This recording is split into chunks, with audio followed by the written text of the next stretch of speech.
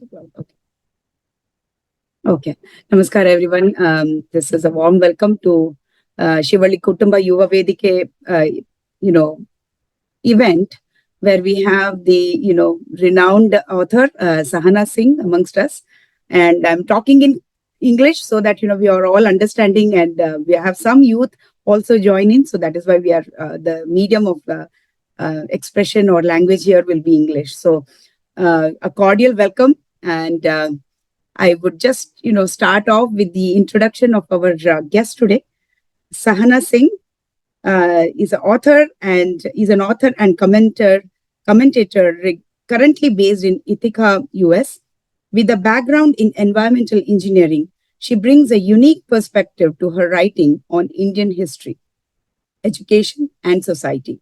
She has written 2 books on India's unique educational heritage. Sahana is on the board of many non-profit organizations related to history, heritage, education, and restoration of samskara. She is passionate about traveling and connecting the dots across different societies, civilizations, and disciplines. So I know this is a book that she has written, and I'm just showing you all so that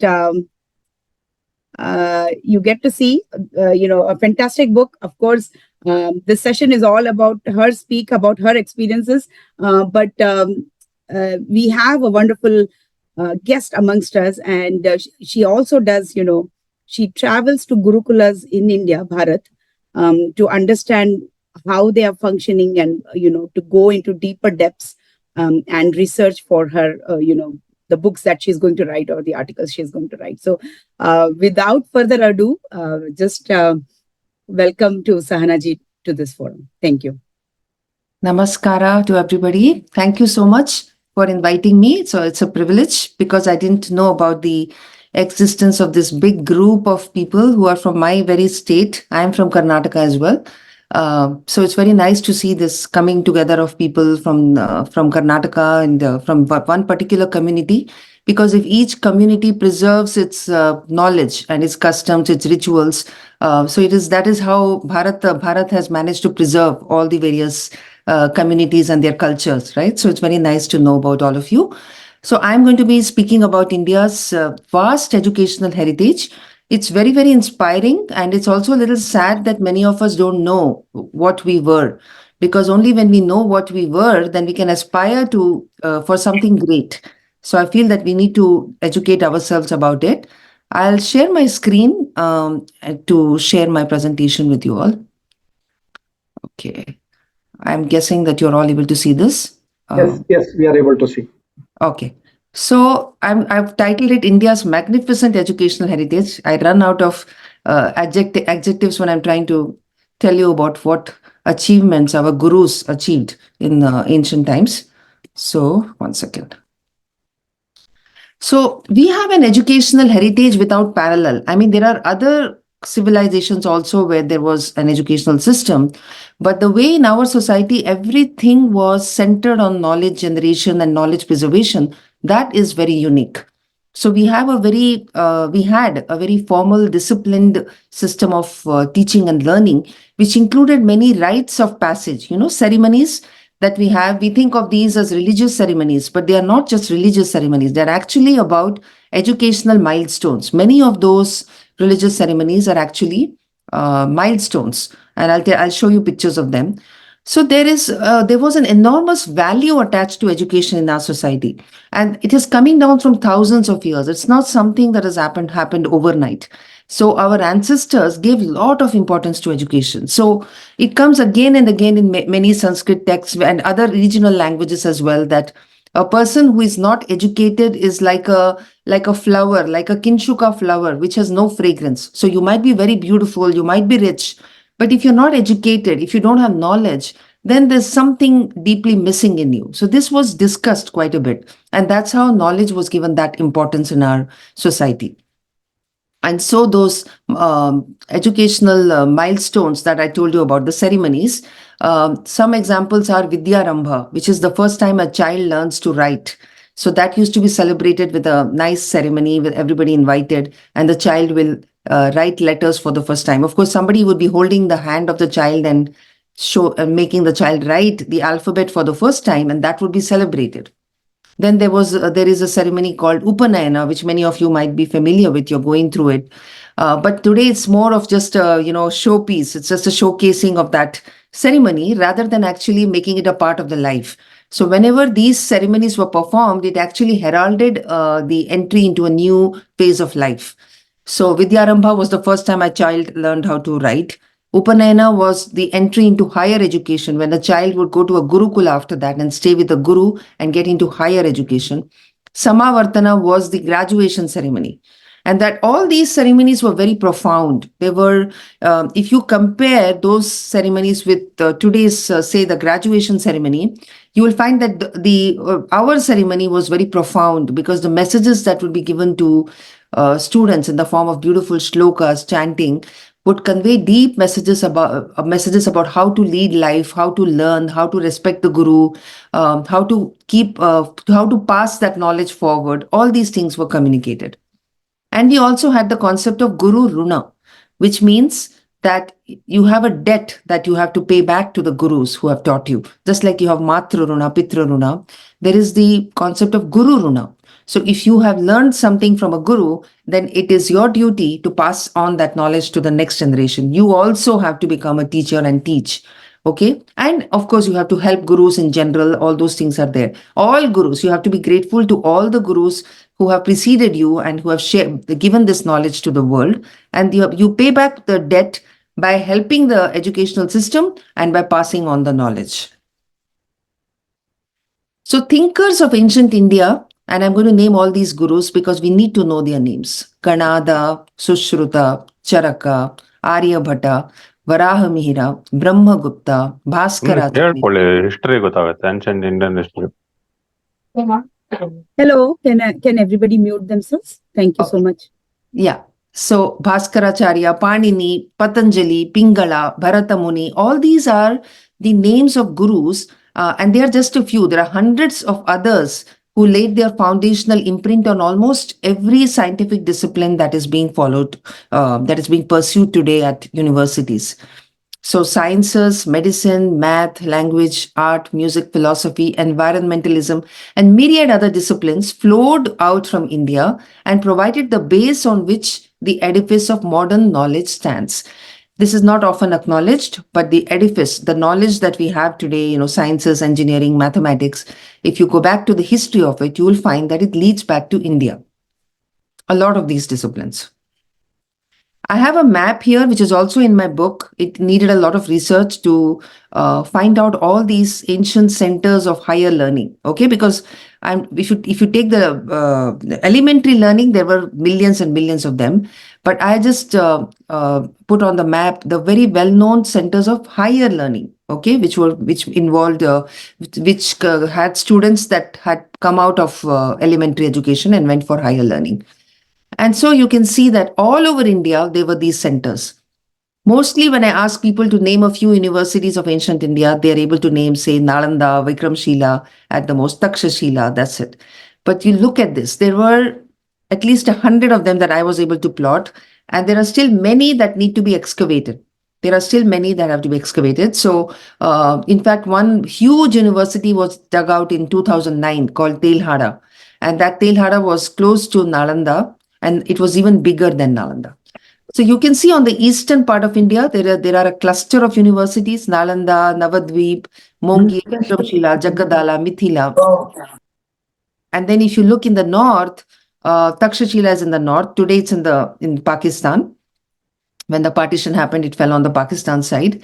But there were others like Purushapura, Bamia, Lampa, right? Sharda Desh. So when we think of Kashmir today, we don't associate it with learning and knowledge. But in ancient times, Kashmir was called Sharda Desh. And it was a place, there was a beautiful temple dedicated to Sharda, who is Saraswati, the goddess of learning. And attached to that was a big center of learning. There was a library, and it had a lot of manuscripts that scholars would refer to. And they would travel from different parts of India to refer to those manuscripts. We have accounts of, say, Ramanujacharya from Tamil Nadu traveling all the way to Sharda Peeth in Kashmir to refer to some, some texts of the Brahma Sutra that and in order to write his text, in his work, he needed to refer to those texts in the library. The most authentic manuscripts were preserved there. And in the south also, you can see so many names there, right? You can see all this Kanchipuram, Ennairam. So these were all centers of learning, and many of them were temples or mathas, okay? And we had different models of educational centers. Mathas were big centers of learning. They were today they have all got dissociated from the mainstream education system. But in those days, parents sent their children to study in mathas in order to get the most well-rounded education, because it would not be just Sanskrit chanting and what you call the shastras relate, itihasa and those kind of things. It also included mathematics. It included sciences. It also included, good behavior, how to conduct yourself, moral training, everything. It was a very well-rounded education which produced children of the students of the highest caliber. The graduates who came out were well respected. Okay. So these are all in the south. It was full of these temple universities. So there would be a section of the temple where people are doing the worship, but adjacent to that, there would be halls and annexes where discourses are being held, where debates are being held, classes are being held. So that's the way they were all multi-purpose universities. And in the center of India, there is Ujjain. Ujjain was a center of learning for mathematics and astronomy. It had a very advanced observatory. And parents who found that their children are very good in mathematics would tell them to try and secure admission in Ujjain. And mind you, it was not easy to get admission into any of these universities. It was, India was literally like the the center of Ivy League universities, like today in America, where a lot of people come from around the world to study in America. India was that kind of a country. India was the center of education, the hub of advanced education, and everybody was competing to get into the top universities of India. And that is why many had to be rejected. So in Nalanda University in the eastern part of India, for example, only 20% students were selected out of everybody who applied. And most of them had to go back because the standards were so high. Not everybody could meet those standards. And that is why there were even coaching centers, training centers to help students secure admission into these universities. Okay, so it's unbelievable. Today, when you see the state of India today, after all the British occupation, the povertization, we don't think of it in that sense. But imagine a time when people were sending their best students to study their countries all around India, Western Asia, China. Mind you, Europe was not at all even developed at that time. It was not even, people were still fighting for resources, and, it was not really a civilization in that sense. Whereas in India and the surrounding areas where the ancient civilizations had developed, the Greeks, the Mesopotamians, the Sumerians, and so on, others had also come. And then so a lot of people would send their best students to study in India because it was considered something to be proud of, to say that you secured a degree from an Indian university. Just a second. So this is the picture that I wanted to show you, which shows to you the first initiation into the alphabets, right? You can see that there's a little girl who is writing something on that slate, as we call it. And she's sitting on her mother's lap, and the Pandit, the Purohit, is making her write. And this is the Vidyarambha, which is called Hate Khodi in Bengali. And it used to be celebrated during Saraswati Puja. And the equivalent of that is Vidyarambha, which is in other places in South India. Even today, they have this ceremony where the child traces the alphabet on rice grains. I'm sure Shivali Brahmins also have this. So there was a flourishing ecosystem of learning in India, and the teacher was the most respected person in society. Okay, completely the opposite of today, where teachers are not paid well, and only the people who do not get admission into various streams of various disciplines in top universities, only they get into teaching today. But in ancient times, the best people went into teaching. Okay, that is how it was, because they would get so much respect. The entire society supported scholars, financially, emotionally, and personally. So it was like everybody knew the responsibility that we have to preserve knowledge. We have to make sure that teachers are taken care of. We have to make sure that students are taken care of. So during religious ceremonies, donations were given to teachers and educational institutions. So there was a lot of merit. And in fact, there was a kind of competition among the rich people that, I have given so much donation to this educational institution. In other words, I have given even more to another educational institution. And that is the way. And they even had, in the names of somebody who died, there would be a scholarship, there would be a kind of a chair established in the name of that person who passed away in the war. All these things were there. Kings gifted lands to gurus to build centers of education. So whenever a guru became acclaimed, his students started praising him, then the king would come to know about it and give land to the guru so that he can establish even bigger centers of learning. And in this manner, the seekers of knowledge were freed from the burden of earning a livelihood. A teacher would not have to worry about where the next meal would come from, because the whole village, the whole society would make sure that a teacher would never go hungry, a teacher would never go without clothes to wear, and things like that. Now, it might be hard to imagine that in ancient India, even in those times, students traveled all over to get into the institution of their choice. And traveling was a part of education itself. So after completing an education, for example, the medical education, when doctors finished, the Vaidya, as doctors were called Vaidya, when they finished their medical education, they were required to travel all over the country and cure patients of various diseases and test whatever theories they had learned, perform the operations that they had learned, and see whether it's going well. Of course, there would be seniors to help them. And we have record of these doctors who traveled in order to complete their education. The last phase of their education was actually traveling and treating patients with different diseases.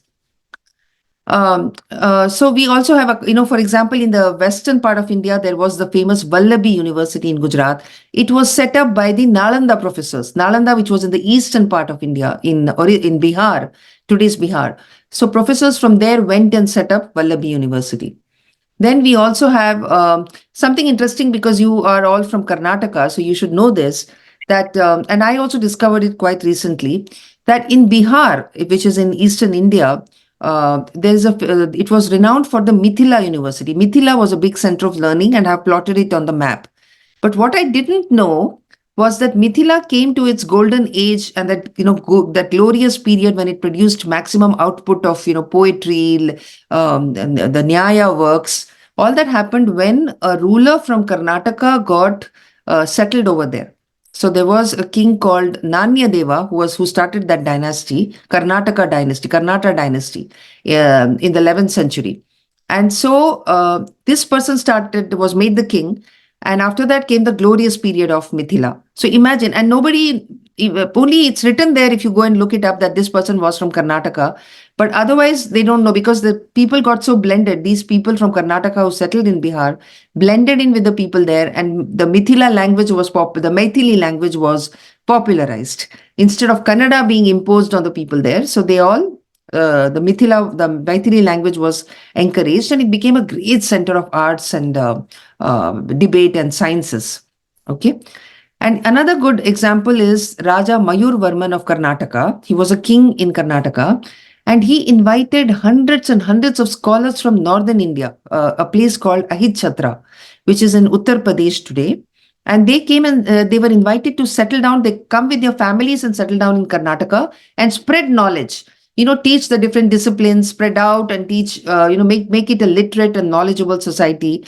That was the goal. And so this king from Karnataka invited many scholars from northern India, a place called Ahidchatra. I went to visit this place because that is where my ancestors came from. In my family history, it is written that they came from Ahidchatra in Uttar Pradesh.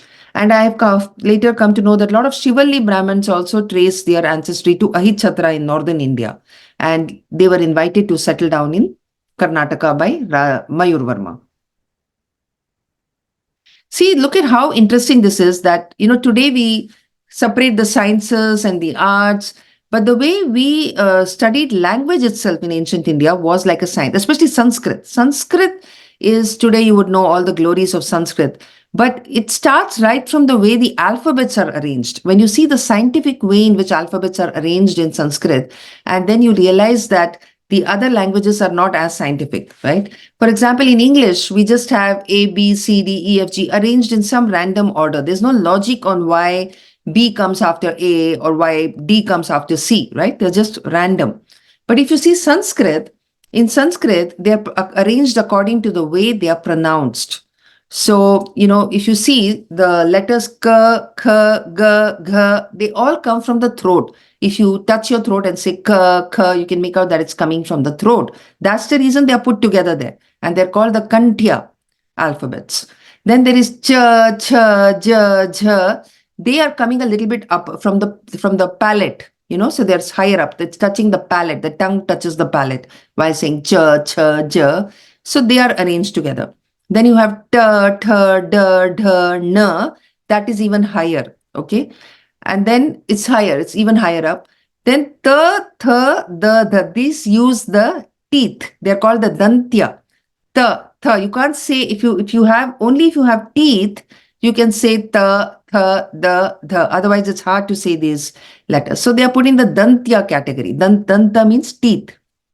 Then there are the oshtiya letters. P, p, b, bh. These need the lips. Oshta means lips. So because you need the lips to pronounce these letters, they are put in that order. So this is how the alphabets are learned in Sanskrit and all Indian languages. So right from the way we arrange the alphabets, we are already applying logic and science. And it goes on and on when you see the grammar rules. You will come to know that in fact, these things were taken by the Europeans when they came to India, when they ruled, when they occupied India. They were quite fascinated with the way Indians studied languages, and they started this whole branch of learning called linguistics after coming in contact with Indians. Now, the other interesting thing is that Europe did not accept the decimal system for centuries. One of the biggest contributions of India has been zero and the decimal system, apart from many others like quadratic equations, binomial coefficients. All these were introduced by Indians to the world. And all this from the Gurukula education system, all that map which I showed you with all those centers of learning, they were also doing a lot of research into how to be quicker in the way we calculate. How can we? So today we take these things for granted. We know zero is there. We know how to do addition, subtraction. We just do it the way we are taught. But think of a time when there was no zero and there was no concept of zero. People used to count using fingers, or they would use some beads to count. And then they evolved some way of doing additions of bigger numbers. But there was no concept of zero and there was no concept of decimal system in most parts of the world.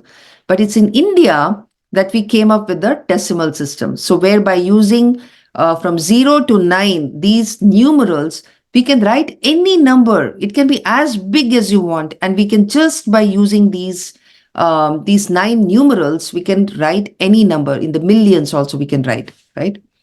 Unlike in Latin, that is in Europe, in the European world, when the Roman numerals that you're all familiar with was being used, that was what they were using to do calculations because they didn't have the decimal system. So today, like we write the number 3,898, we write it as 3898 because we know that 8 is in the units place, 9 is in the tens place, 8 is units, 9 is 10, 8 is 100. So we have these kind of the decimal system. So we write it in such a short, concise way. But they were writing it as M, M, M, D, C, C, C. The bigger the number, the more alphabets they would have to use. And so newer Roman symbols had to be constantly invented. For 50, they put L. For 100, they wrote C. And the largest value symbol was M, M for myriad. That's why you use this expression myriad, right? Myriad was 1,000. Unlike in Indian numerals, where they just had the decimal system and they could comfortably write even big numbers in a very concise way. So by Aryabhata's time, Aryabhata was one of the most well-known mathematicians who is famous all over the world even today. By his time, zero and the decimal system were in popular use, not just scholars, but everybody was using it, which was quite the opposite in Europe, where they did not accept the decimal system for centuries. They wanted to use the Roman numerals. And they're quite, this picture that you're seeing is a competition between those who wanted to use the abacus method of doing calculations using Roman numerals versus those who wanted to do the Indian way, the algorists who were using the Indian, and it was also called Arabic because the Indian numerals came to them via the Arabic people. So they used to call it the Arabic numerals, but those are actually Indian numerals. So there used to be these competitions for a long time. Because the Christians the Christians were very suspicious of the Indian numerals. They called it the infidels, because infidels, pagans, those who didn't believe in Christianity had come up with this system. So they were trying not to use it. And so all these competitions had to happen before it finally dawned on them that we must use the decimal system. Until today, we are using it exactly as the way it was formulated by the Indians. Games were used. So the interesting thing is we had very, very creative ways of teaching. And so this is an example of the snakes and ladders game, which you might be familiar with. But today it is just a game where, if you land on a number with a ladder, you go up. If you land on a number with a snake, then you go down. But in ancient India, this was a game for moral education. So each of the squares had some virtue written on them, like, dharma, or say kama. Or virtue would be like, say, say like some charitableness, right? Daya, karuna, those kind of qualities written on the square. So if you landed on a square with a positive virtue, then you would take a ladder and go to a higher number. But if you landed on a square which says anger, krodha, or kama, or greed or desire, then you would go down a snake to a lower number. So in this manner, the children from a very young age, they knew which are the good qualities which take you higher to higher levels and which are the bad qualities that take you down. So this was without lecturing, without preaching, just by games, moral virtues were taught through this game. And then, of course, we had chess. Chess was a very important game invented by India. Chaturanga, it was initially called Chaturanga. A game of strategy came from India. Playing cards came from India. Again, playing cards were very similar to chess in the beginning when they started. And again, today you can play so many, you can teach so many intellectual, you can give intellectual attributes by teaching card games, right? So all these games were used to teach numbers, used to teach permutations, combinations, variety of other things.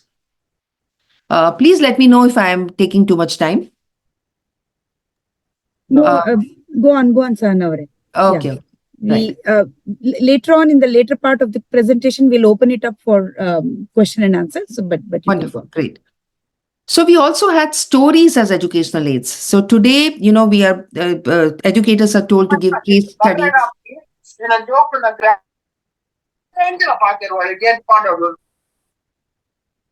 Sorry for that, Sahana. Sorry. Okay, no problem. So ours was a civilization which understood the power of storytelling. So if you teach maths in the form of stories, mathematics, you want to remember a formula, you want to know some algorithm, teach it in the form of a story so that it stays in your mind. That was used a lot. And of course, we know about Ramayana, Mahabharata, all these texts were being used to teach variety of things. They could be used to teach grammar. They could be used to teach even astronomy. So many things were taught by these texts. Panchatantra, very famous. It taught a lot of practical things about the world, how to live in a world where not everybody is a good person. How do you deal with people who are not good, who are cheats, who are thieves? These things come out through stories. And we also had a culture of debate. That is really interesting. Debate was used to even teach. Students would be made to debate in order to learn a subject better. So there was a spirit of rational inquiry. Everything, you would ask questions. Why, where, how? Physical phenomena were observed closely, like, sunrises, sunsets. Why is the sun rising in this direction, in this place today? Why is it rising somewhere else on another day? So physical phenomena were observed and rules of logic were applied to speculate on the causes. Okay. And so references to debate can be found in many texts. Ramayana, Mahabharata, Skanda Purana, so many texts, they mention that debates are taking place. So it was not a culture where if somebody disagreed with somebody, that person would be treated with violence and killed or something like that. So even religious people who are worshipping, who are the great believers, our pundits, so they would all be into this culture of debate. So they would say, okay, I disagree with you. Let's meet in this place to have a debate in front of everybody. And that's how two disagreeing parties would meet. And it was all done in a very, very wonderful scientific way in which both sides of both debaters would have to come prepared, very well prepared with the other's point of view. So they would not just come there and babble their own arguments and go away. They have to know what the other side is going to say. And so they should be able to say that, okay, you are believing in this, you are saying this, but we say this. And in this way, very interesting debates would take place, and they were all documented and they were all written about. And that's why we have such a huge body of knowledge today in different languages. Kings were fond of organizing intellectual tournaments. And in these intellectual tournaments or debates, superior knowledge, debating, public speaking skills, all these were rewarded. And that's how citizens got to see the finest of scholars debating, and they would get to also decide whom they want to go with, whose point of view they agree with. A lot of importance was given to memory training because today, we have all lost this. We are slowly not giving importance to memory training because we think that everything is available on the net. We can Google it. Even, we have calculators, we can do calculations. We don't need to remember anything in our head. But in ancient India, memory was very important. And today we are doing research and finding out that actually, when you memorize a lot of things like Sanskrit shlokas, it actually helps to improve your cognition. It improves the area of cognition. And cognition is very important to cognize, because the next step is analysis. So for that, the way we used to memorize was actually helping in our cognition. So a lot of stuff was in our head, a lot of data, and we could just pull out any data we wanted. And it would also make us very good public speakers, debaters, because you didn't have to each time refer to something. Okay. And there were 11 different ways of chanting the Vedas that I'm not going into that. But even that shows you how memory training was done. So today, we can't even remember the phone numbers of more than 4 or 5 people. That is the way our memory has degenerated. And we are going to pay a price for this, for not developing our memories. Large parts of our brains are not being used at all. And when you know that when you don't use it, it just goes away. And that's happening today. Now, there was no divide, no artificially created divide between religion and science. Like today in the Western world, the scientists want to say, oh, we have nothing to do with religion, right? So that there's a kind of separation. But in India, it was not like that. Because in India, the ones who are deepest into puja part, they were actually...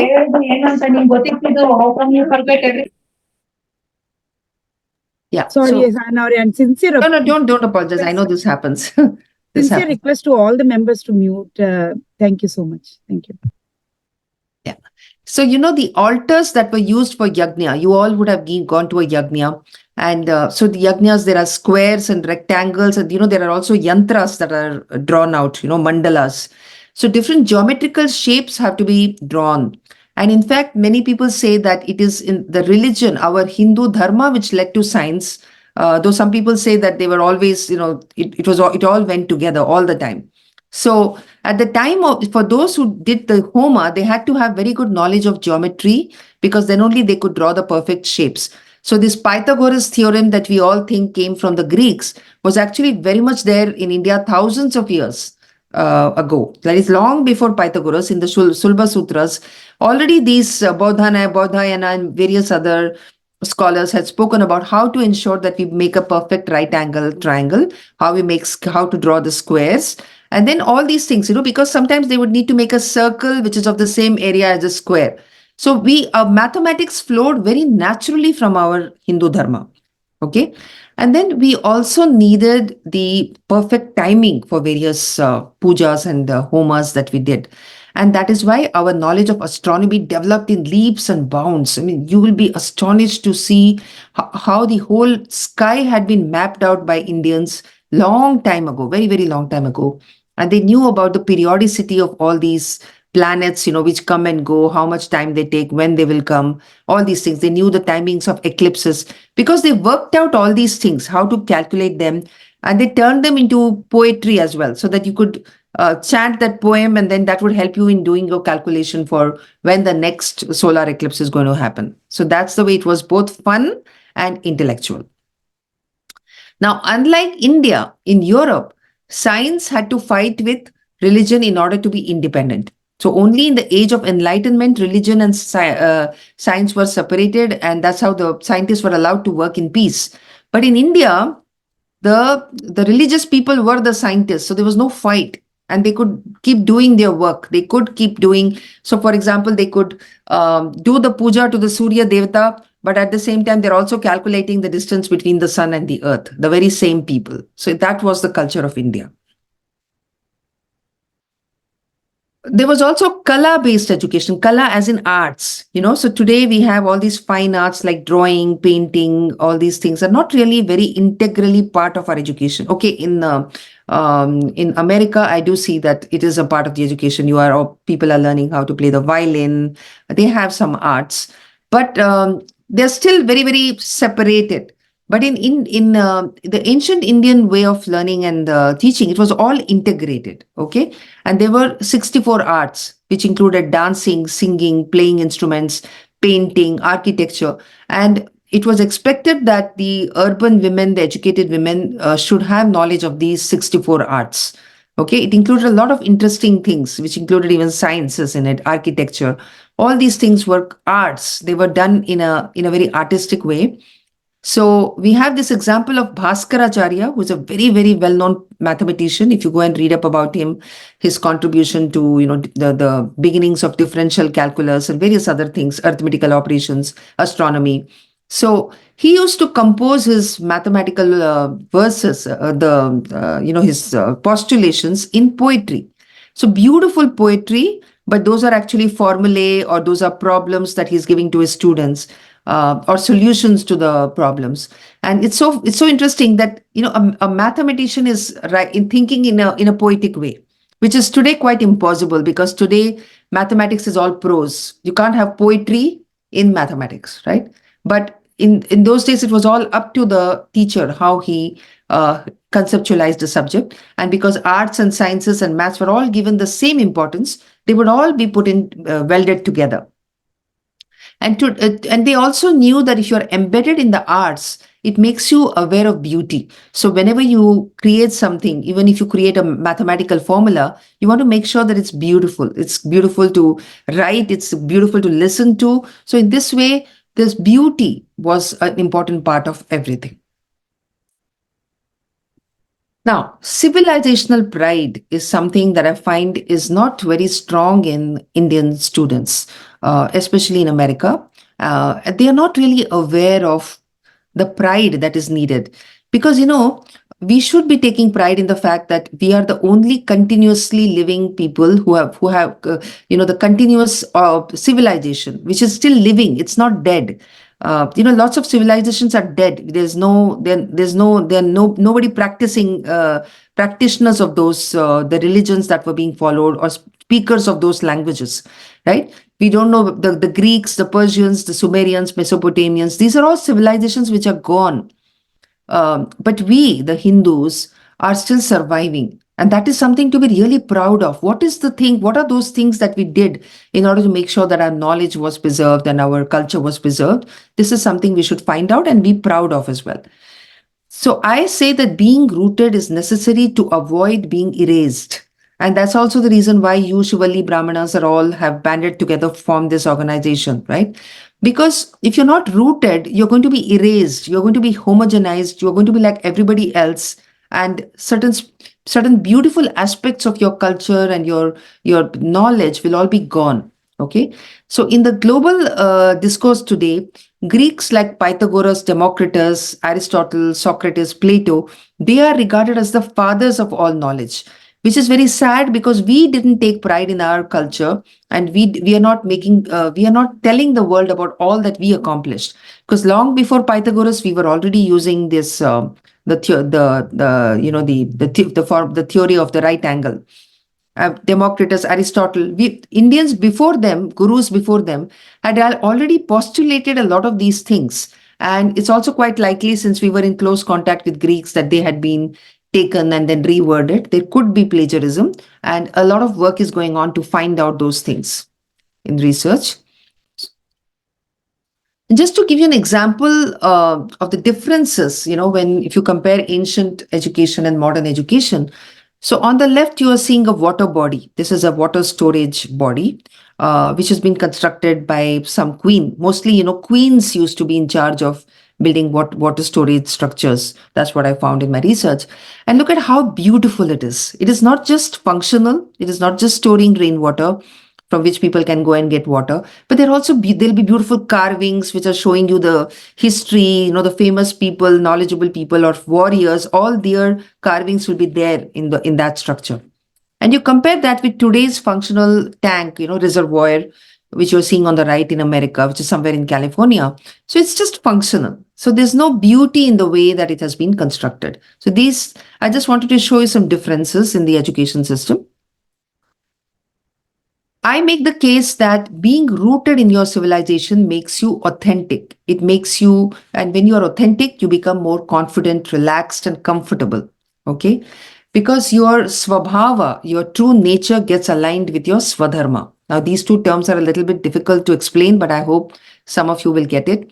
So being rooted will also make you have very meaningful relationships, because if you're not being fake, if you're being very true to yourself, you're going to express yourself, you're going to dress the way you want to dress, you're going to have meaningful relationships in the workplace and with your family members. So there's a lot of value to being rooted in your civilization. It is the path to realizing your full potential. So on the right, there is a picture of Sridhar Vembu that I've put here. And he's the founder of the Zoho Corporation, which is he was in the Silicon Valley. He started this; it became a big thing. But then he had this urge to become more authentic, so he moved back to India, Tamil Nadu. So he started dressing like how his ancestors used to dress. He started using a cycle to go to places, and then he's now conducting everything there from India. He's speaking his language. He started training the villagers over there, who are all Tamil speaking people. He started teaching them programming, and so that they could bypass the education system there, which was forcing them to learn English, forcing them to learn a lot of things that were not required. And so those of the villagers who had interest in programming, he was training them all up, his organization, and they were all employed. They were absorbed in his company. So this is just one example I wanted to give you, because people ask me, what's the use of being rooted? How does it matter if I know Sanskrit, if I know my history? How does that help me in today's world? Well, if you make it work for you, it can work, and it can actually lead to a life of happiness. So this is a famous quote from Michael Crichton, the person who wrote Jurassic Park. He said, if you don't know history, then you don't know anything. You are a leaf that doesn't know that it is part of a tree. So if as Indians, you don't know what your heritage is, if you don't know where you came from, then it's like you don't know the tree, the huge tree that you're a part of, and you're just a leaf that doesn't even know that it is part of a tree.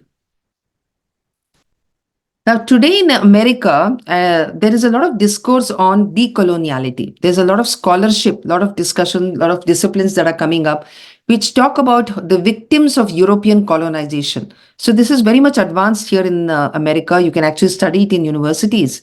But somehow, for some reason, Indians have not taken too much interest in decolonizing. Okay, which means trying to think of whether you are viewing the world from your own drishti, from your own cultural drishti, or are you being forced to look at the world from European eyes, European lenses? So decoloniality challenges European universalism. It rejects the notion that we must look at the world from the European perspective. As I told you, it's becoming very important. Decoloniality studies are becoming important and a lot of Africans are studying, how to view the world from their African lenses. These Native Americans are also doing that. We Indians also need to do that more vigorously. And quickly, I want to tell you about this doctrine of discovery, which is something you should know in about history. It was this doctrine was used by European monarchies from the 15th century to justify colonization of lands outside of Europe. So this doctrine gave the European colonizers a framework, the Christian explorers. It gave them a framework to say that, anything that I am declaring to be mine, a European has set foot into this land and is saying that this land is mine, then the land is okay. So this doctrine of discovery is why a lot of lands were captured by the Europeans, and they just took it away from the natives because they said that once we Europeans say that it's ours, it's ours. This was the doctrine. And this went beyond just land. It was also about knowledge. So if a European comes to India and he comes to know about some knowledge over there, some medicinal knowledge or any engineering knowledge, well, they can just study that and write a paper on it. And now it becomes named after this person who wrote about it. And it'll be knowledge. It is started by that person. He's the father of that discipline. So this kind of thing went on for a long time. And it's now that we are all fighting back. The natives are fighting back, like Indians. We are also indigenous people. And we are saying that no, way before Newton, there is, we have, what is this person's name? I forgot this right now, not coming to mind. Before Newton and Leibniz, there is Bhaskaracharya himself, Brahmagupta Bhaskaracharya, who have propounded these concepts. So we are now going back to our own knowledge and saying that, look, here is this work of the Guru, which predates the work done by the Europeans. So why are you saying that the Europeans are the first ones to do it? Okay. The other problem with our not being rooted is that we have lost terminology. So deracination, we've got deracinated. We are disconnected with our Indian knowledge systems. And so we are losing the terms to the Western world. So when the Western world, where scholars, when they learn Sanskrit, when they learn about yoga, they learn about all our Indian knowledge systems, Ayurveda, they take a lot of terms and give them new names. And so the connection with India is removed. Okay. One example is non-sleep deep rest, NSDR. It is very common. I even found the CEO of Google, Sundar Pichai, is telling everybody that if you're suffering from insomnia, if you're not able to sleep, please try techniques of NSDR. Now, what is NSDR? It is Yoga Nidra, which is a very well-developed technique for thousands of years in India. And it is being repackaged in NSDR, and it's patented, and there are teachers who are teaching. But India is not mentioned over there, which is very unfair. Okay. Alternate nostril breathing is pranayama, right?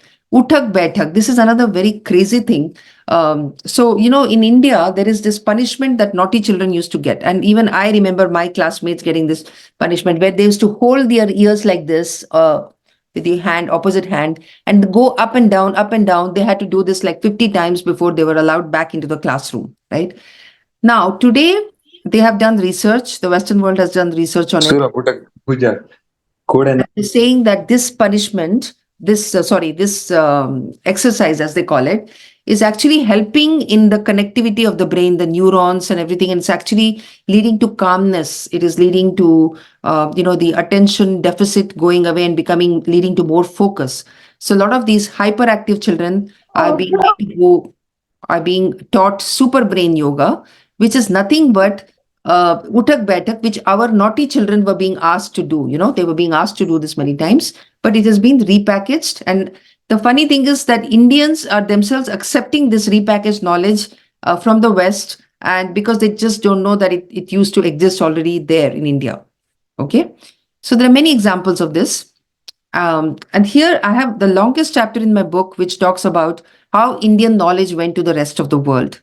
So, how Indian knowledge went to Europe, medicine, surgery, logic, grammar, how it went to Greece, Charaka's oath, for example. Charaka was an ancient Indian doctor, Vaidya, and he had made a set of rules about, how you have to take this oath before you can declare before you're awarded the medical certificate.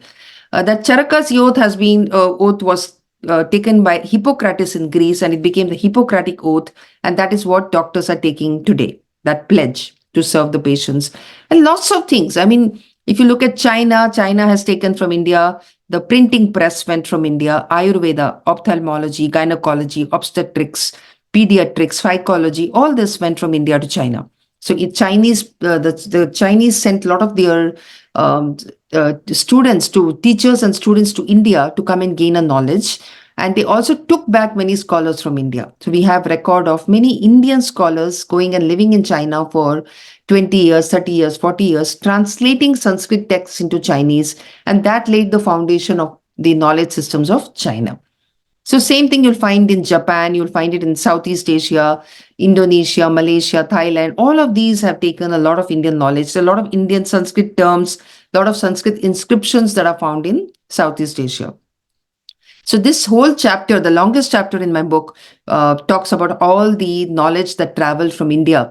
The manuscripts were taken physically on the trade routes, that the routes by which Indian products were exported to the world. Those were the same routes by which manuscripts were carried by people who purchased it or who copied it from India.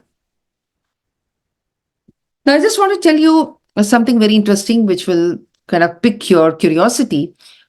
Many of you would know this number 108, 108. It's a very auspicious number for the Hindus, for the Buddhists, Jains.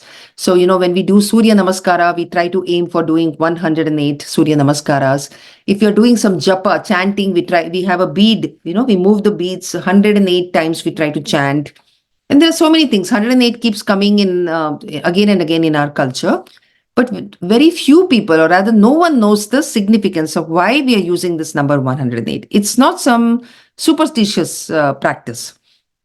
Recently, there is one Dr. Subhash Kak who wrote about how in astronomy 108 is so important. It's the ratio of the diameter of the sun and the diameter of the earth. So the sun's diameter is 108 times the diameter of the earth. I mean, not exactly. It is sometimes 107 point something, sometimes it's 109 point something, but it is close to 108. The distance between the earth and the sun is 108 times the diameter of the sun. Okay. And the another thing is the distance between the earth and the moon is 108 times the moon's diameter.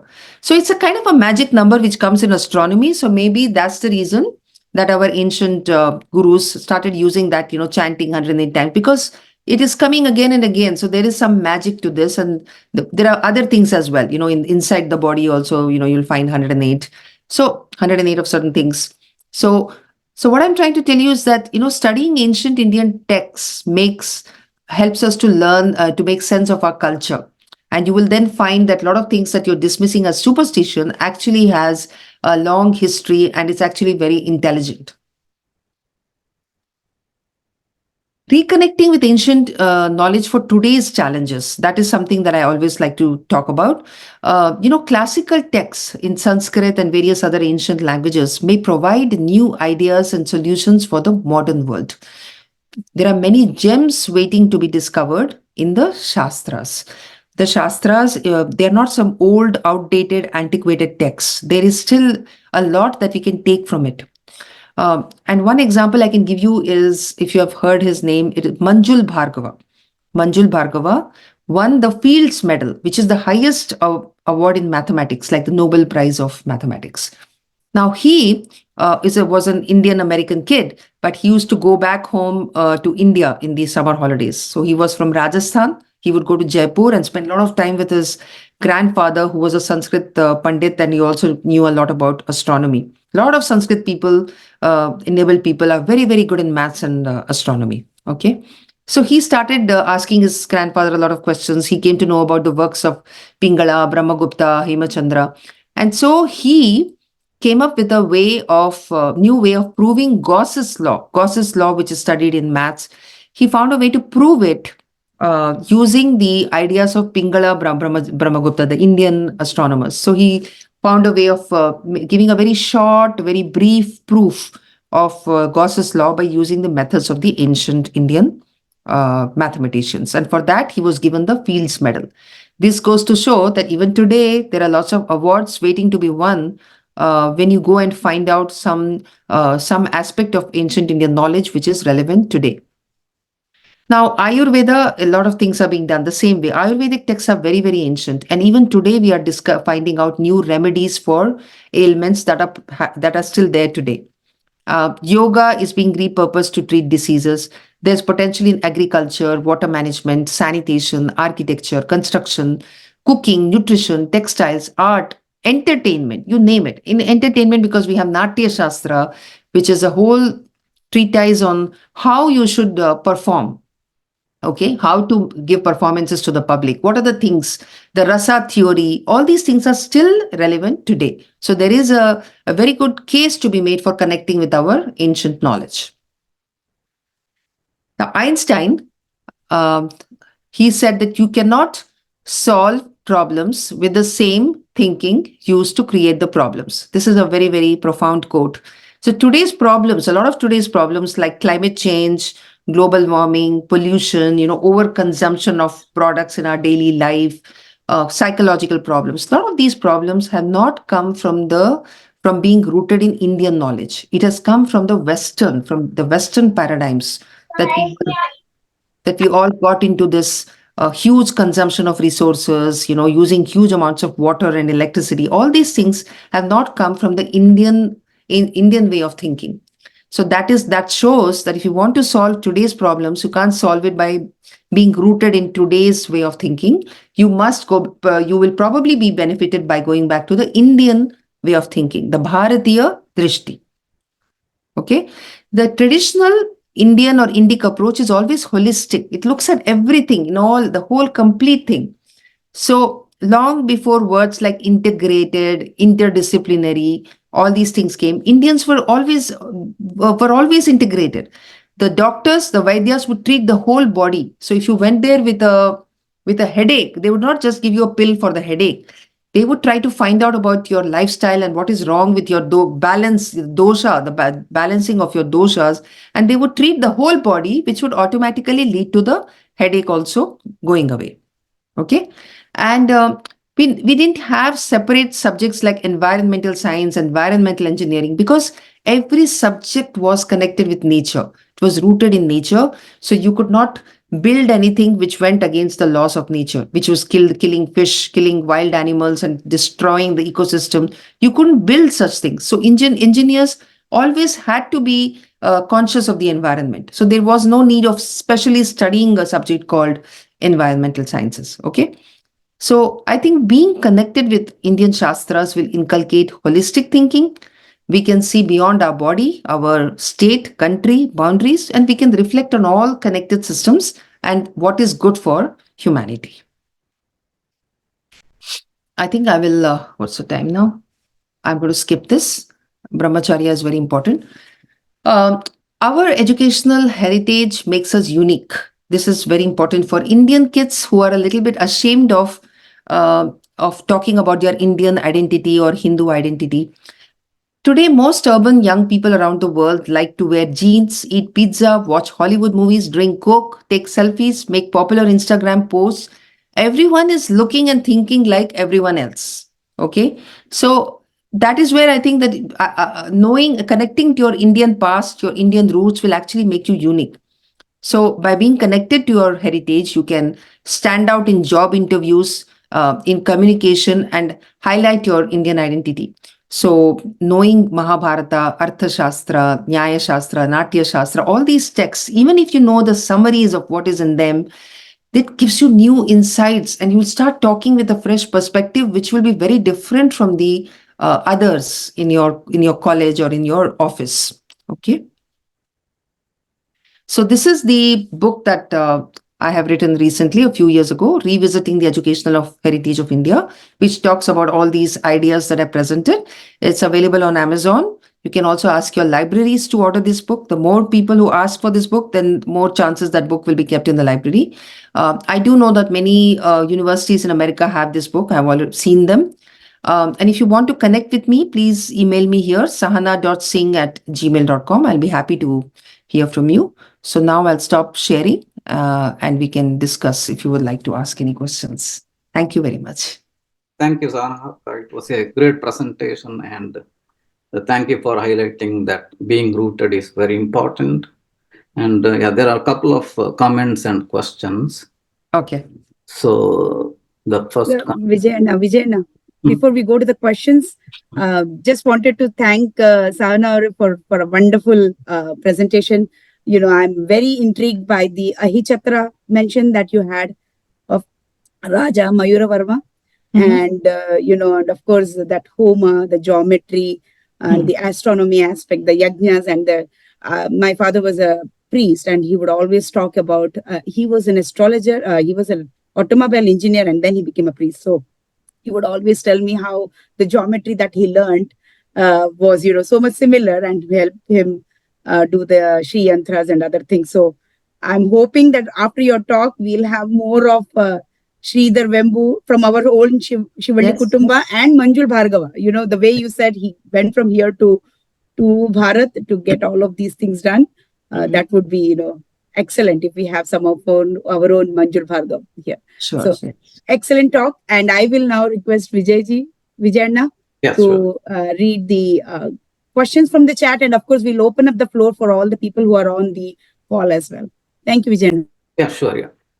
So the first comment was like, thank you for the opportunity to learn about educational legacy of India's past. And there is one question. Are there any specific learning methods described in our ancient manuscripts which can be reused in today's times, and or like learning methods specifically intended to securely lodge concepts in a student's mind? Or are there any compilations of such methods that can be shared with us? So what you're asking is whether there are some pedagogical techniques that we can take from ancient education, our Indian education, which we can apply today. And this is where a lot of research is needed. In fact, I was at a conference. I was one of the co-curators of that conference, which was held in last year, where it was all about pedagogical techniques. A lot of people came and presented on from different disciplines, right? Because people who are embedded in a certain discipline, if they go and study the Indian Hindu Shastras, they can actually make those connections and say, hey, we can use this technique to teach this, right? So we had a lot of those interesting presentations in mathematics and various other things. So yes, there are lots and lots of techniques. So the storytelling is something that we can use ideas. Then memorizing techniques. So how do you memorize a lot of things and keep it stored in your mind? We can probably learn from the Vedic practitioners, the way they learn the Vedas, right? The way they chant is not just repeating the same thing, again and again. They repeat in different ways. They repeat with musical intonations, or they repeat in a certain pattern, so that it just becomes a part of them. So it becomes a part of them and it's inside them. They'll never forget it, right? And that's why even if all the books are burnt, and which is what happened. I mean, how did our Indian knowledge get destroyed? I didn't go into those topics. Indian knowledge was eventually, we were attacked by invaders. Muhammad bin Bakhtiar Khilji came and burnt Nalanda University, various universities, and that's how scholars were running, because from that beautiful world where there was teaching, learning, debating, all that it disappeared from northern India, and they had to flee in different directions. They fled to southern India. A lot of these Brahmanas who moved to the south were escaping the Islamic persecution. And then that's how, because even when they could not carry their manuscripts with them, they could remember a lot of things because of the intelligent ways in which they had memorized it, right? And so this is how memory techniques. Then the astronomy, for example, there are very intelligent. When you study the Jyotisha Shastra, lots of techniques you will learn about how to observe and how to make various calculations about the celestial phenomena, and those things can be applied today while studying astronomy. Why not? Because today in astronomy everything is okay. Calculate, put it in the software, do it. Of course you can do it. Nobody's saying don't use those software, but then don't lose the mind, the mental way of doing things, because that is where the new ideas will come from. Right? The artificial intelligence, I'm not sure how many new ideas it's going to come up with. It's going to collate information and tell you something. But the new genius that the genius ideas that have to come from us. And for that, I think all these shastras, whether it's astronomy, whether it's poetry, even in language, grammar, everything. So soil sciences, astrology, even water management, and also there are books which talk about how to know whether there is water under the earth. This was also a science that was taught in ancient India. A lot of them were experts in this. They could just come and say, okay, there is water below 100 feet below. There is water. That's because they had this. They could observe the plants around. What kind of plants are growing, or from that they could actually make out what is inside. So all these things we still don't know what are the things we can take from ancient India. But for starters, I think we should just start and learning Sanskrit and reading these shastras in the original and not relying on the translations done by the English speaking people. And then maybe we will find many more techniques that we can use today. Thank you. So the next question is, I think it's usually asked by teens. So if India has this super rich history, why do we keep reminding ourselves of that? Sorry, I didn't get the question. Like if India has this super rich history, why do we have to keep reminding ourselves of that? We have the richest tree. No, rich history. History.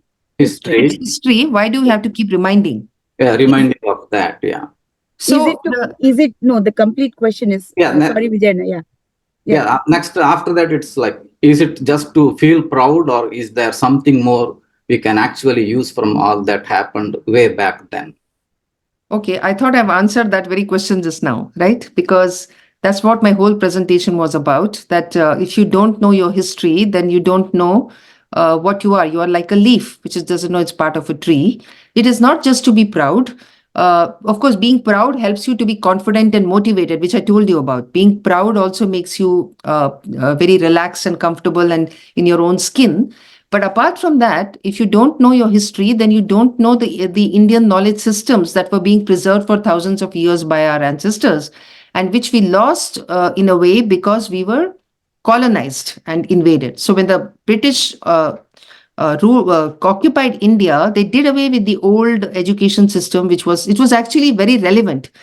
When I say old, it doesn't mean it's not relevant, right? Water management is still relevant. We need to know how to take care of our water bodies, how to prevent flooding, how to ensure that in the hot months that we still have enough drinking water. This is knowledge, right? Knowledge of music is also knowledge. Knowledge of art, painting, construction, various sciences, all this is knowledge, and which is still relevant. So in order to have that knowledge living with us and still using it, we need to connect to our history. We need to connect to all those texts that have been written. And we need to know the history, because if you don't know history, you don't know a lot of patterns that have happened in history, which can happen again.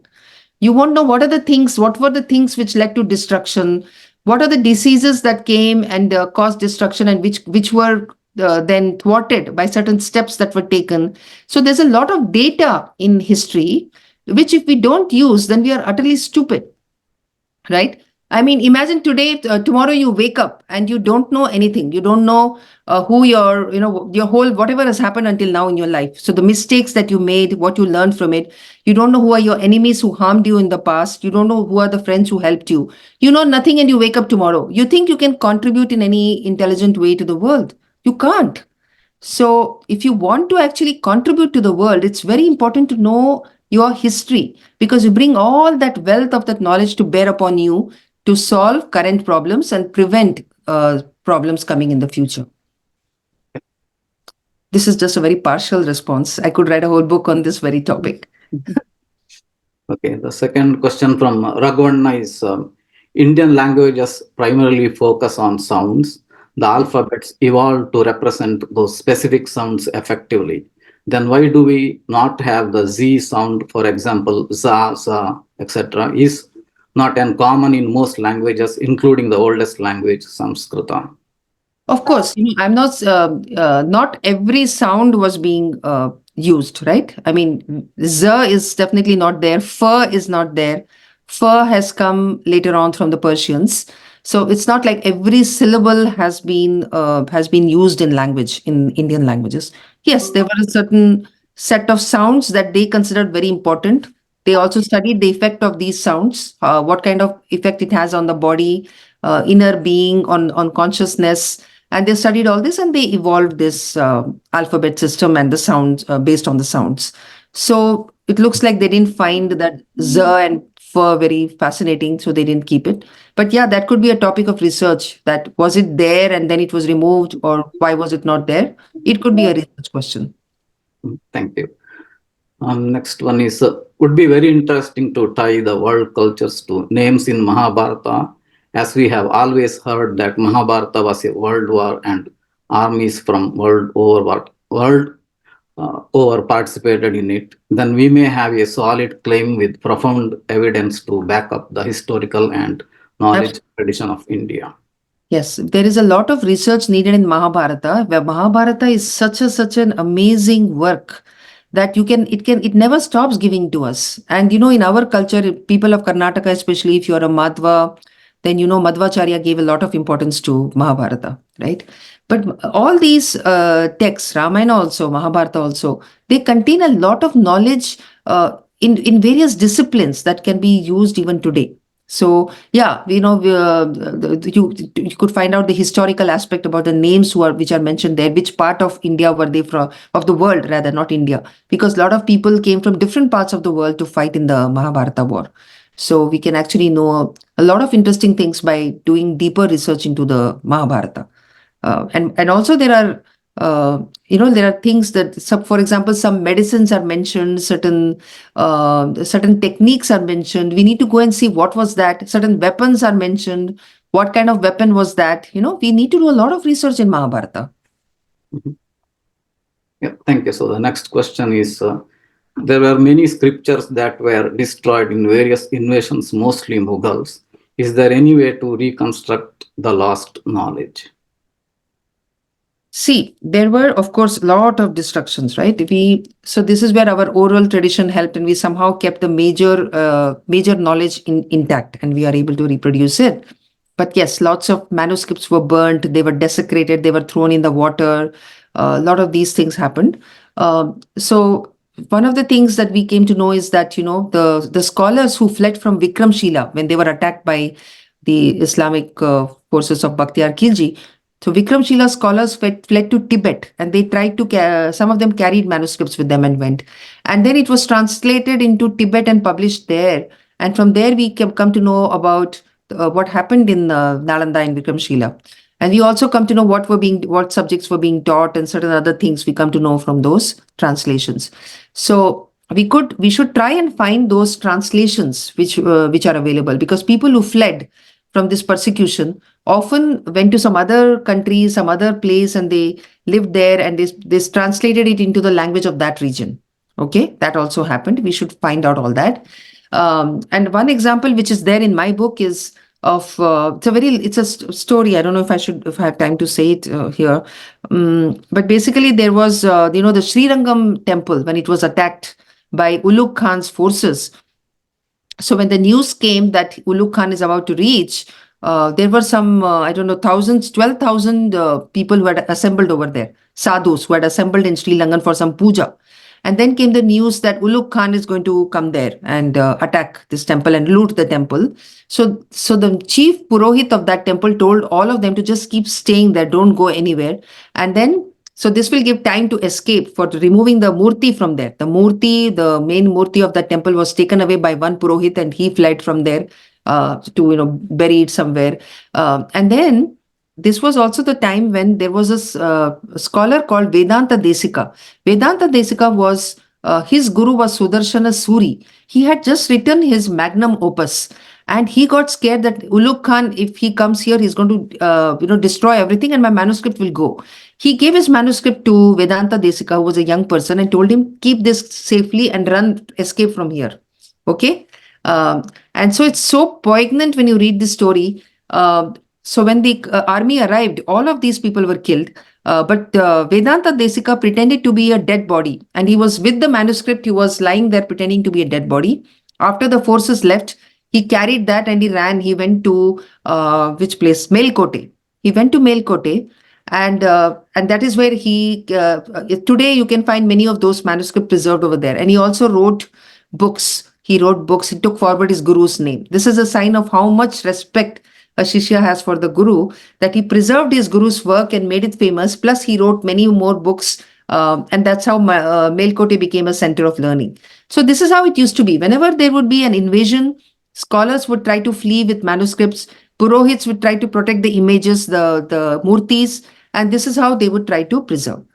But let me tell you something. The biggest tragedy today is not what those about those manuscripts that were destroyed.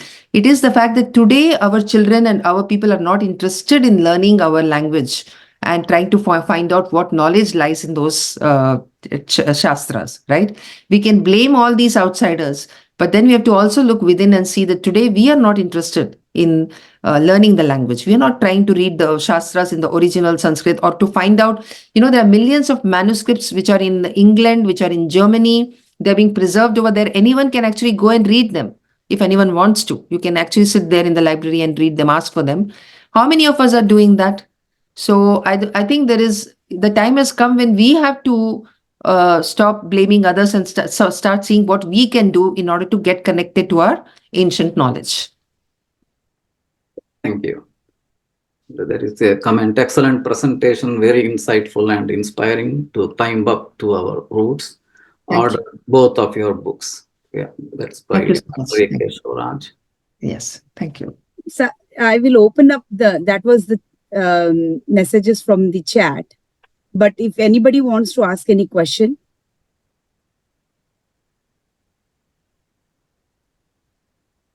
Not just question. I mean, if you have any observations or if you want to share something that I'll be happy to hear.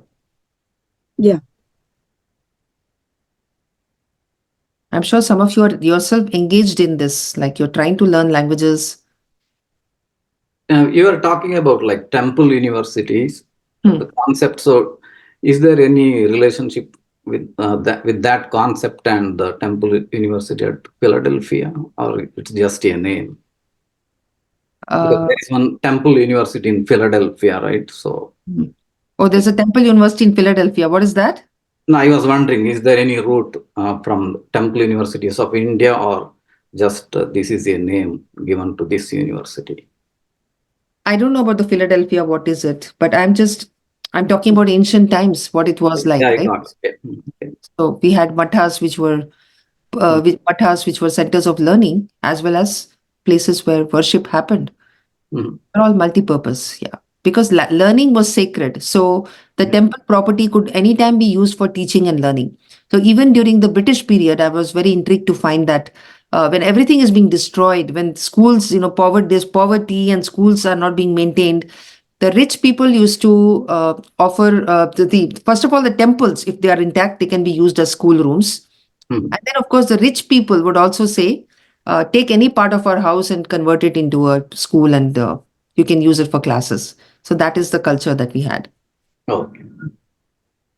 Temple University probably was a Baptist one. I just Googled it. It doesn't have any connection to our culture, so to say. Okay. Mhm. No, but that's also because in America, a lot of these universities were set up for religious purposes in the beginning.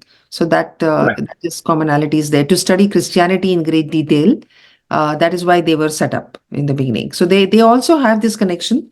But the thing is, their sciences were kept separate from religion because they were clashes. They were, they were not working together in that sense. Srikant Belpo again. Thank you, Sahana ji. Very, very, enlightening, talk, even though it is short. Could you talk a little bit about your collaborations with other, organizations or individuals that are furthering this cause? So what I'm doing now is after I wrote my book, one of the interesting things that happened is a lot of people wrote to me and said that why can't we have the Gurukulas of ancient times? Sahana ji, I don't want to send my child to the modern education system where they get deracinated. They don't know anything about our culture. Why can't they go and study in a Gurukula? So that started my journey to find out the Gurukulas of India. So I keep going to Bharat and visiting Gurukulas. So I have been to some in Karnataka and I'm helping all of them to the extent that I can, whatever suggestions I can give them. And also to tell those parents who want to send their children to study in Gurukulas. And I'm also looking at then how they are developing their curriculum, because in today's world, a Gurukula would need to have modern subjects as well as the timeless subjects. as it used to be in ancient times, right? In ancient times, also the Gurukulas were giving the most recent, most valuable modern education. It was never like only studying the ancient work and nothing, no relevance to modern things. So today also they are trying to do it, and I'm now trying to list out all the Gurukulas in India. I've been to Gujarat in my last trip and seen a couple of fantastic Gurukulas there. Karnataka, I'm seeing many people like you and me are going back to India and setting up Gurukulas. So one such was Vidya Kshetra, which I've written lots about. Vidya Kshetra in Bangalore is a wonderful initiative where they are teaching in a Gurukula setup. They are teaching various subjects to children, and in which they are trying to make them rooted in the Bharatiya Drishti. So they look at everything from in the Indian way. So if there's a problem to be solved, they are trying to think in our way, how would we solve it, rather than how the modern techniques that are being used, which are often very wasteful, very energy intensive, very water intensive. So it's about the Indian drishti for looking at everything that is being taught in the Vidya Kshetra, which is also combined with arts and music and everything. So these are the organizations. I'm working with Gurukulas organization. I went to Telangana in another trip. Telangana was an amazing trip where there is a Vedacharya who has set up a small place and where he's teaching students. Not only are they teaching all these subjects, ancient subjects, they're also teaching chess.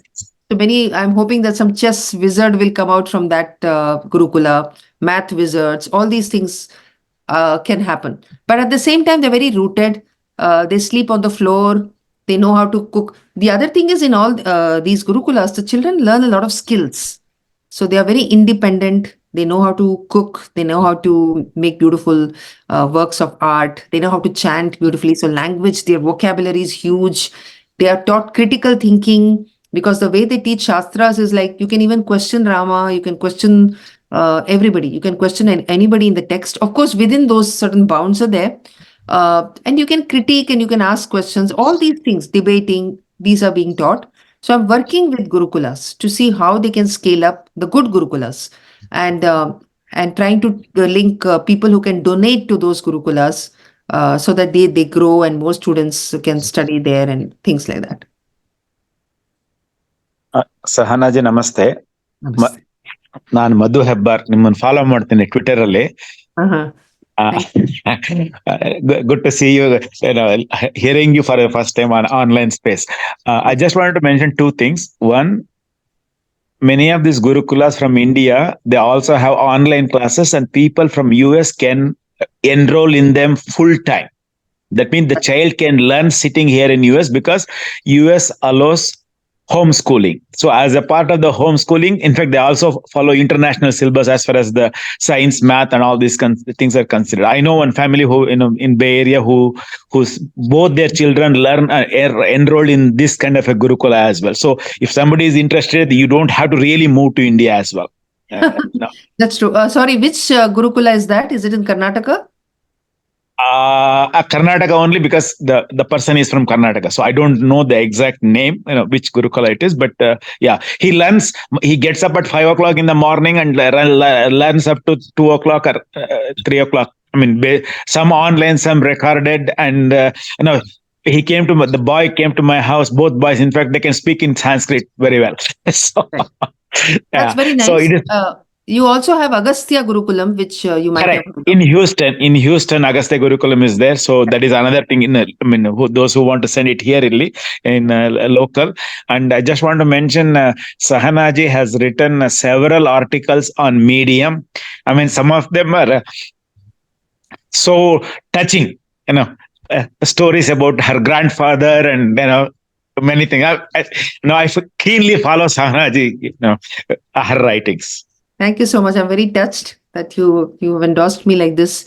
But the other thing is about this online thing. I feel that yes, in some way you can be connected, but it is still not the whole experience. I feel that in the years to come, regular Gurukulas will come up in America, because I'm getting so much interest from a lot of parents who don't mind sending. If homeschooling is okay with them, then why would our actual Gurukulam not be okay? So if there are enough number of interested people, it is not at all difficult to set up a Gurukula. With all those things, you get up at 4 a.m., 5 a.m., you do all this Surya Namaskaras, you do all those things. And what I found in the Gurukulas that I'm visiting in India is that they're using their time very well. So unlike today's in the children in the modern education system where they waste a lot of time, the Gurukula kids are doing double the amount of work because they are studying not only the traditional subjects, but they are studying the modern subjects. And so from the morning 4 a.m., 5 a.m. until night 9 p.m., they have divided it into parts where they get enough exercise. They're out in the open. They're doing go seva. There is a goshala. They're taking care of all those things, and so they do the shastriya subjects. But then also quickly, after a little bit of rest in the afternoon, they get up and they start doing the modern subjects, which are modern science, modern maths, and they have time for even chess and various other games that I mentioned. So they are doing a lot more, and they are very smart. I feel I'm really watching their progress with interest to see what they're going to do in the future because they are so smart. Yeah, I just want to mention our Puttige Swamiji. When I talked to him last time, he is interested in starting something in US. So the question we is, need I mean, to come basically, together. huh? We need to come together to help him to do that. Correct. I mean, from what I understand from this American system is a lot of these rules and regulations regarding schools, basically speaking. I mean, whatever the control that they have, but otherwise the homeschooling model is certainly applicable and easy to implement in America, basically. I mean, for the immediate future, but long term, yes, regular school with Gurukula model is but basically fantastic. it has to be residential. There Correct. has to be provision for doing the homa, yagya, and all that on specific days. And then, so residential, and then all, there has to be space for them to have their games and everything like a regular school.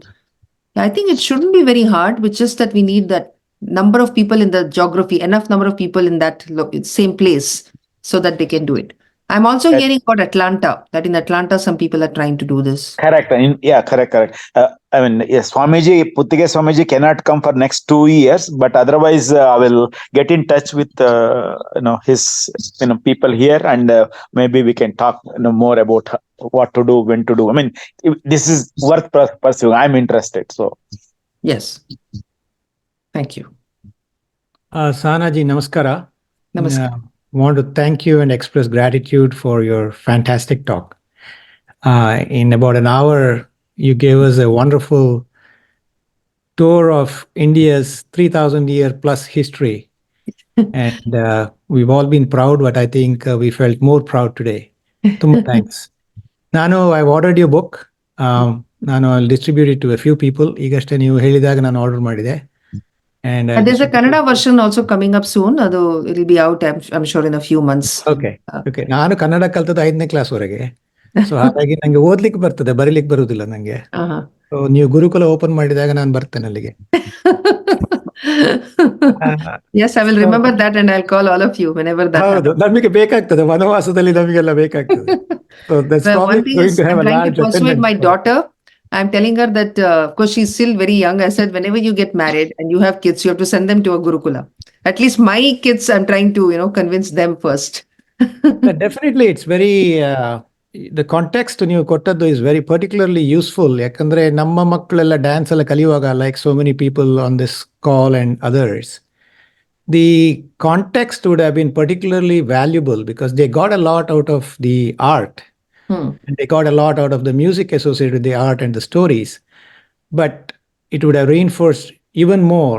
ನೀವು ಮದ್ದೆಲ್ಲ ಈ ತರ contribution ಇದ್ದಿದ್ರೆ, ಮೊದಲೇ ಎಲ್ಲ ಕಂಪೆಂಡಿಯಂ ಇದ್ದಿದ್ರೆ, it would have been particularly very valuable. So thank you for that. I'll share this with many people. And if there is interest in some of my groups, my classmates, they are not all Kannadigas. With your permission, I may invite you for a talk like this, a Zoom call like that. Absolutely. I'll be happy to come. It's my favorite topic. It's a passion. It's a mission for me. In fact, I've started traveling in the US now to give talks to groups of people. If they're able to, fund my trip, like I'm going to Atlanta next month for that, because there are a lot of interested people. So those kind of things I can do. And then And I also want to start a course so that, it'll be a short course, which, of course, Hindu University of America is asking me to do for them. But I want to do for younger children also Correct. a shorter course, because they are the ones who need to stand Correct. tall and say, I am proud to be a Hindu. Yes. I'm from the land of knowledge. So things like maths, subjects like arithmetic, mathematics, we should regard it as our ancestral property in a way. So when I hear children saying, oh, I hate math, and I'm thinking, like, how can you think like that? You haven't been taught the right way. Maybe that's why you don't like math. All the subjects, in fact, but math particularly, math, because so many of our ancients were specializing in it. Math, and then this grammar, all these subjects are our pet subjects. We should be excelling in them. So I wish that people had this pride, Thank you. Thank you very much for your contribution. Namaste. Sahana ji, this is Guru here, Guru Rasha Baraya, who asked the first question regarding this methods that's relevant in today's times. You mentioned about certain presentations that were given by a certain group of people. Is it possible to share them with us? Yes. We are in the process of putting it all together in a document, and so it will be shared. The videos will be out, but I can't say that I'm very, very happy with the output, because I want many more scholars to get involved in this. This was just the first time that first conference held on this topic where we are looking at pedagogical techniques. One of the problems is that in the Shastras, you won't find a book which is talking only about pedagogy. Like, the knowledge is there, but how was this knowledge taught? That you will not actually find books on that. So we have to extract that knowledge by a lot of things. You have to compare, various other texts, and then kind of assume that probably this is the way it was taught. So there's a lot more research needed in various subjects. So I'm hoping that will get triggered after all these papers are published. Thank you. And additionally, since you mentioned if there's any other comments also from our side. So I think one of the recent conversations that I was listening to was from Sai Deepak, who had recently visited India, and he spoke about how the narrative about anti-India or the anti-Hindu narrative is being established without, let's say, without fanfare, but kind of submarine way. And he also mentioned about how Indians are more focused about STEM, like science, mathematics, and so on, and not about humanities like Arthashastra or Niti Shastra, like which the English used quite a lot to conquer us in the past. So I think if in future, if there are any let's say Arthashastras or Niti Shastras related topics as well, maybe it would be good to hear. I mean, if you come across something, maybe you can share with us as well from your community. Yeah. No, absolutely. What Sai Deepak says is very right. He's a good friend of mine. So these are all topics that, we are mostly pushing our children towards STEM. And so the other arena, the arts and those areas have been captured by these kind of anti-Hindu and woke people, which is deeply affecting us. So we need our children also to be studying all these subjects, but also with the Bharatiya Drishti. So without the Bharatiya Drishti, we are only going to be looking at everything in terms of, conflict between the poor and the rich, between the male and the female. So the whole thing is messed up. So we need our Bharatiya Drishti to be percolating into all these disciplines. Otherwise, we'll always be fighting this war in which we're trying to say that, hey, we are good people, we Hindus don't believe in this. And, there's no narrative which is actually being accepted. So that's the problem. Thank you for your time. Yep. Sanaji, namaste. Are you aware of any digitization of manuscripts projects that are undertaken by the government? There are a lot of manuscripts, some in palaces under kings, continued kingdoms, some from temples, some like even the Ashtamatas. some from we saw photos of Dalai Lama coming into India with a lot of manuscripts. Many of them are said to be translations of books from Nalanda and other universities. So we have this famous National Manuscript Mission, which is being spearheaded by Government of India. So there are lots and lots of manuscripts that have been digitized. I know that IIT Kharagpur did a lot of work in that. So it is ongoing. So they are digitizing. Yes, they're putting it out there. That's happening. But I'm sure there are many, many more that have not been because, lots of families, as you said, temples have all these manuscripts. So a lot of initiative has to be taken to ensure that all these are put into some central database. The database has been created, but we need to populate it with more of it. And that is just the first step. I mean, imagine to know what is in these manuscripts is the next thing, which I don't know how many lifetimes are needed. Not much is being done in that area. So they'll know that there is a manuscript on mathematics, but nobody, is putting all the efforts into seeing what is there on mathematics, those kind of things. Lot of work ahead, and we need an army of people doing research, but they're not going into that field because maybe it's not paying enough. Yes, but if they do that, then there will be a huge demand for Sanskrit scholars and other scholars. Right. So for all these Gurukulas, there's another problem. We don't have enough teachers. So when we want to set up more and more Gurukulas, all of them are looking for good teachers. That is the challenge. So if, for example, Agastya Gurukulam, when they started all these Sanskrit medium, so physics to be taught in Sanskrit, chemistry to be taught in Sanskrit. Now they have good chemistry teachers and they have good Sanskrit teachers, but it's hard to find a chemistry teacher who knows enough Sanskrit to teach in chemistry. Enough Sanskrit to teach chemistry. So these are the challenges, but now they are solving it slowly. They're finding all that. So we need Sanskrit enabling and we need that subject expertise. Then only we'll begin to see the magic. Can you employ AI to solve this challenge? Just the thought process. AI could solve, but a lot of these Sanskrit manuscripts, it needs interpretation. It needs, sometimes it has been wrongly written, that alphabet is something else, but AI can help. I'm sure AI can help. Even if it produces something which doesn't make sense, Sanskrit scholars can then, still try to do some work with it. AI can definitely be used, yes. Yeah, and I was also talking about the challenge the Agastya University is facing. There are two known streams, Sanskrit as well as, chemistry, for example, or physics. Can we ask AI to try and meld it so that it creates these courses in Sanskrit? Might be easier. Might lift a lot of burden of doing things manually. Yeah, definitely.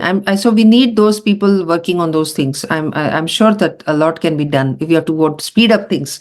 Millions of manuscripts lying everywhere, all over the place. England, France, Taiwan, China, and if we can use AI to quickly, find out what we can use from it, it'll be very good. Yeah. So we need the AI people to be Sanskrit enabled and to come out with ideas. And I think this is one of the groups that can provide some support, right? Many, as Ramanna said, many people are in that Vanaprastha phase also, who have that knowledge of Sanskrit also and are excellent in their professional field. So, they're all needed. They're very much needed. Everybody is needed. So all hands on deck, if you know what I mean, so this is the group. If there is any more questions, we'll or comments, we'll go on. Otherwise, I will request Santosh Anna.